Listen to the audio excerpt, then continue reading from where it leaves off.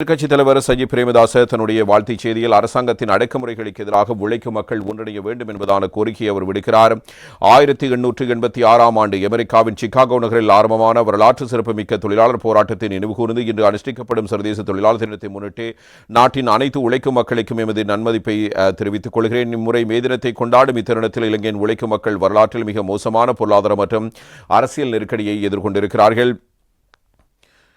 அதனை நாம் மறந்துவிடக்கூடாது. தற்போதைய அரசாங்கத்தின் தூரநோக்கற்ற நிர்வாகம் மற்றும் அநீதியான வரிக் கொள்கை காரணமாக வாழ்க்கை செலவு வானளாவை உயர்ந்துள்ளதோடு இதனால் சாதாரண மக்களின் நுகர்வு திறன் முற்றாக வீழ்ச்சியடைந்திருக்கிறது. முதலீடுகளை ஊக்குவிப்பதாகவும் பொருளாதார சீர்திருத்தம் என்ற பெயரிலும் நடைமுறையில் உள்ள தொழிலாளர் சட்டங்களை தளர்த்தி தொழிலாளர்களின் வேலை பாதுகாப்பையும் உரிமைகளையும் பறிப்பதற்கு அரசாங்கம் எடுக்கும் முயற்சிகளை நாம் வன்மையாக கண்டிக்கிறோம்.